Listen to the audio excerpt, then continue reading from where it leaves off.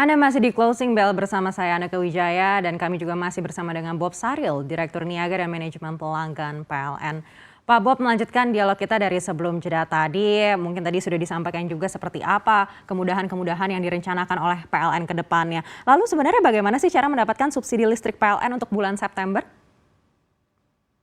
Kalau subsidi yang kita salurkan itu masyarakat nggak usah pusing-pusing, Mbak. Pertama kali kalau misalnya untuk pelanggan prabayar ya, yang 450 bersubsidi, ataukah industri dan bisnis yang 450, itu langsung dia dipotong, Mbak, kalau pasca bayarnya. Langsung dia bayar nanti cuma 50%-nya. Nah, kemudian untuk pelanggan yang prabayar atau token, itu langsung ini aja, Mbak, langsung bayar nanti otomatis di perbankan atau dimanapun itu udah terpotong di dalamnya. Jadi pelanggan tidak usah sulit. Nah, untuk mengecek apakah kita termasuk di dalam ikut bisa mendapatkan PN atau subsidi itu, kita akan cek di PLN Mobile, ada di situ mengecek bahwa kita tinggal mencantumkan nomor ID pelanggan kita atau kita sudah terdaftar di situ, tinggal cek bahwa apakah kita termasuk yang diberikan PN atau tidak. Jadi sangat mudah sekali, semuanya sudah ada digital sehingga pelanggan tinggal menikmati saja. Baik. PLN berikutnya juga memperpanjang program diskon tambah daya. Nah, sebesar apa permintaan tambah daya di masyarakat dan industri? Ya, kalau kita perhatikan itu untuk masyarakat khususnya rumah tangga, Pak. Pada kondisi pandemi ini, Pak PKM kan mereka tentu saja karena bekerja dari rumah, mungkin sekolah dari rumah, kebutuhan listriknya kan makin meningkat. Nah, kita kadang-kadang dia jeblek-jeblek ya, Mbak, ya istilahnya kalau turun dan dinaikin lagi MCP-nya itu. Nah, sekarang kita berikan kemudahan. Jadi tambah dayanya kita beri diskon besar-besaran. Yang biasanya antara rata-rata 1 juta sampai 4 juta, hanya dibayar 200.000 saja. Caranya juga sangat mudah sekali, Mbak. Tinggal mendaftar juga ke PLN Mobile saja, dia sudah dapat. Itu khusus untuk pelanggan 450 dan 900 PA.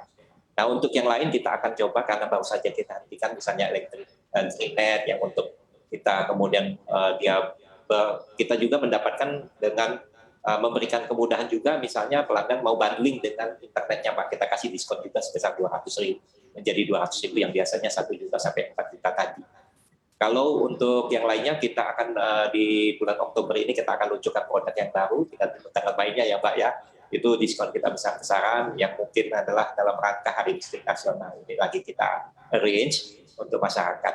Jadi kita sekarang memberi kemudahan bagaimana masyarakat itu menikmati kelistrikan dengan sangat baik pada saat mereka PPKM atau mobilisasinya terhalang dan bekerja dari rumah. Kira-kira begitu, Pak. Semuanya tentu saja nanti, Mbak, tidak perlu datang ke kantor, tidak perlu mendaftar di mana-mana, tidak perlu telepon-teleponan lagi, dengan satu genggaman saja. Cukup dengan di PLN Mobile sudah selesai, Pak. Mungkin ada bocoran sedikit, Pak, tanggalnya begitu di awal atau di akhir? Ya, kita harapkan nanti di awal Oktober kita sudah mulai luncurkan produk baru itu. Tapi sekarang yang produk yang masih berlaku juga untuk 450-900 itu otomatis bisa melakukan tambah daya dengan hanya satu sentuhan saja, Mbak.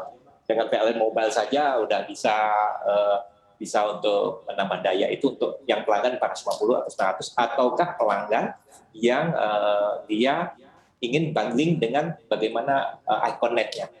Jadi sekaligus dapat diskon untuk digitalnya atau dengan internetnya, Mbak, melalui sambungan FU murni, plus listriknya bisa tambah daya dengan diskon.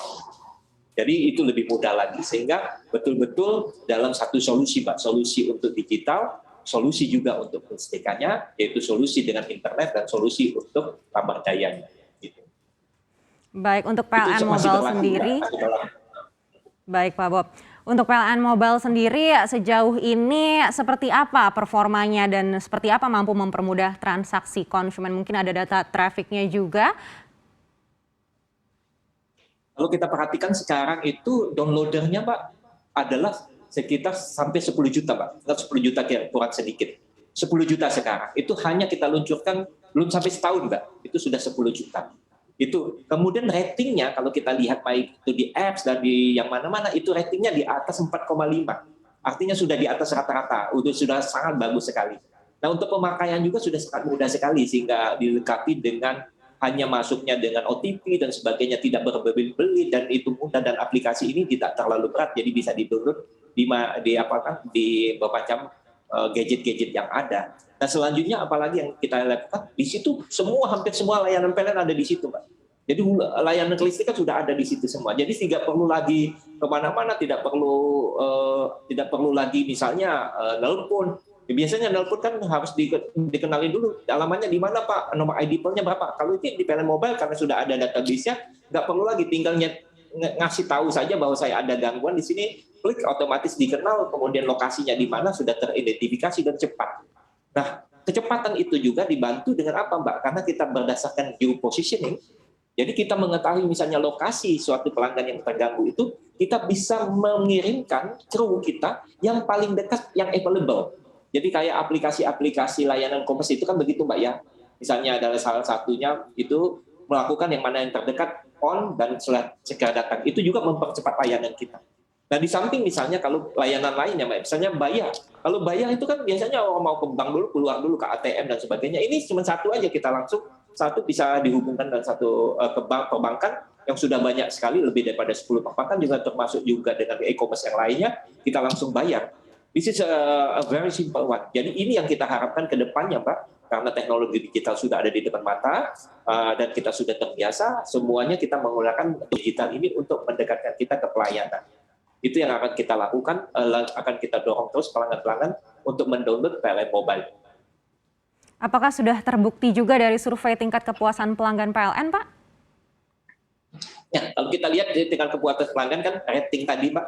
Biasanya kan pelanggan kan kalau memberikan rating berapa bintangnya kadang dia kesulitan. Nah, rata-rata kan 4,5, artinya hampir tidak ada yang memberikan rating di bawah 2 ya. Rata-rata di atas 2 atau 4 ya, 3. Sehingga rating kita masih bertahan 4,5 sejak dari 6 bulan yang lalu. Sehingga semakin bagus. Nah, dengan semakin meningkatnya banyak fitur-fitur baru, tentu saja pelayanannya kan semakin bagus lagi, Mbak. Kepuasannya ya, ada suatu teman dari salah satu pengamat dari UGM, misalnya di rumahnya pernah terjadi malam-malam, dia nggak sulit-sulit, tinggal membuka saja dan cepat sekali datangnya, Pak. Cuma 15 menit direspon, di mana posisinya sudah tahu, Mbak. Petugasnya itu apakah masih di kantor, apakah masih di jalan, apakah sudah di tempat, apakah lagi memperbaiki, itu udah terpantau semua oleh pelanggan. Jadi pelanggan nggak sulit-sulit lagi untuk menanyakan, menelpon berulang-ulang, kenapa kok lama, dan pelanggan cuma ngecek saja. Dan itu sekali lagi bahwa tidak hanya kecepatan, ketepatan juga bisa dimajukan, dan terakhir itu Mbak adalah kenyamanan pelanggan itu sendiri. Jadi kan tidak ada rasa was-was lagi dari pelanggan. Itu adalah bagaimana kita dengan satu apps ini bisa menyelesaikan sebuah permasalahan, membuat semakin mudah, Pak. Semua makin mudah. Jadi itu yang tagline kita adalah semua makin mudah dengan PLN Mobile ini. Baik. Selanjutnya mungkin ada strategi PLN lainnya untuk memastikan kalau pelayanan listrik kepada konsumen ini tetap prima meskipun kita masih berada di tengah pandemi? Ya, tentu saja kalau yang paling utama kan adalah bagaimana fasilitas infrastruktur ini, Mbak ya. Seperti yang sudah saya sampaikan tadi, infrastruktur kan mulai dari pembangkitan, mentransmisikan yang telah dibangkitkan di dapurnya PLN, kemudian didistribusikan. Nah, semua sistem ini harusnya berfungsi prima. Nah, untuk itulah di dalam membuat dia lebih prima lagi, kita mendigitalkan semua, Mbak. Jadi deteksi awal, deteksi early warnings, itu semuanya ada di dalamnya. Kemudian ini dibuat kita ingin mengembangkan apa yang dinamakan yang sekarang sudah dikenal dengan artificial intelligence. Karena kita sudah dapat big datanya, sehingga apa yang belum akan terjadi, itu sudah kita bisa deteksi. Misalnya seperti gangguan, sebelum gangguan misalnya ada simptom-simptom, kita selesaikan. Yang berikutnya adalah kita memperkuat juga, seperti misalnya tadi setelah dijelaskan untuk rumah sakit dan tempat-tempat oksigen itu kita biasanya kita siapkan redundancy untuk untuk pelayanannya, sehingga betul-betul dia bisa melayani.